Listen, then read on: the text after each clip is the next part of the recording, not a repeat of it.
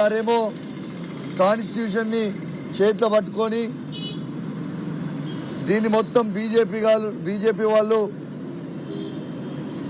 మొత్తం తుంగలకి దొక్కుతా ఉన్నారు అని రాహుల్ గాంధీ గారు ఆరోపణ చేస్తూ ఉంటారు. మరి ఇవాళ రేవంత్ రెడ్డి గారు ఇక్కడ ఏమి చేస్తున్నారని అడుగుతా ఉన్నాను. బీఆర్ఎస్ పార్టీ నుంచి కాంగ్రెస్ పార్టీలో చేరి కాంగ్రెస్ పార్టీ కండువలు కప్పుకొని మొన్న మున్సిపల్ ఎన్నికల్లో కూడా కాంగ్రెస్ పార్టీ తరఫున ప్రచారం చేసి బీఫామ్లు ఇచ్చి ఇంకా మేము లేము అని చెప్పడం అనేది సిగ్గుచేటు అని చెప్పి సందర్భంగా తెలియజేస్తా ఉన్నాను.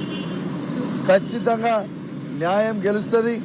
ఖచ్చితంగా ఖైరతాబాద్ లో బై ఎలక్షన్ రాబోతా ఉన్నదని చెప్పి సందర్భంగా తెలియజేస్తా ఉన్నాను.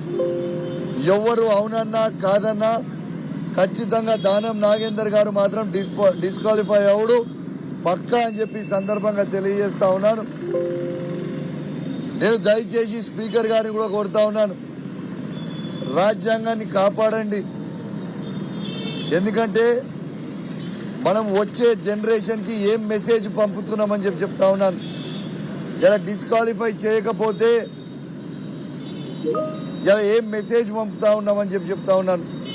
ఆనాడు బీఆర్ఎస్ పార్టీ అధికారంలో ఉన్ననాడు రేవంత్ రెడ్డి గారు పిసిసి ప్రెసిడెంట్ గా ఉన్ననాడు రేవంత్ రెడ్డి గారే స్వయంగా స్టేట్మెంట్ ఇచ్చిండ్రు. ఏమని ఇచ్చిండ్రు? రాళ్లతోని కొట్టి పార్టీ మారిన వాళ్ళని రాళ్లతోని కొట్టి చంపండి అని చెప్పిండు ఆ రోజు.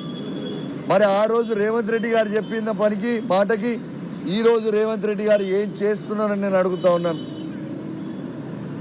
మరి బీఆర్ఎస్ పార్టీ నుంచి చేర్చుకున్న 10 మంది ఎమ్మెల్యేలని మరి ఎందుకు రాళ్లతోని కొట్టి చంపుతలేవు రేవంత్ రెడ్డి గారు అని నేను అడుగుతా ఉన్నాను. ఖచ్చితంగా దానం నాగేందర్ గారిని డిస్క్వాలిఫై అవుడు పక్కా, ఖైరతాబాద్ లో బై ఎలక్షన్స్ వచ్చుడు పక్కా అని చెప్పి సందర్భంగా తెలియజేస్తూ మరి అడిగిన క్వశ్చనే వాళ్ళు తిప్పి అడుగుతా ఉన్నారు. ఎన్ని తిప్పి అడిగినా కూడా అన్ని వాళ్ళు జాయిన్ అయిన ఎవిడెన్సులు, వాళ్ళు కండువ కప్పుకున్నది evidence, video clippings evidence, media video clipping evidence, ఇలా ఏఐసిసి లిస్టు అనౌన్స్ చేసింది ఎవిడెన్స్, ఇలా ప్రతిదీ ఎవిడెన్స్ అనేది వాళ్ళకి సబ్మిట్ చేయడం జరిగింది. ఇక ఖచ్చితంగా డిస్క్వాలిఫై అవుతాడని చెప్పి సందర్భంగా తెలియజేస్తూ మరి ఎంత దారుణంగా రేవంత్ రెడ్డి గారు నడుపుతున్న అసెంబ్లీ అంటే ఆ ఎన్నిక మీరు చూసే బోర్డు అక్కడ తెలంగాణ లెజిస్లేటివ్ అసెంబ్లీ అని బోర్డు పెడతాడు.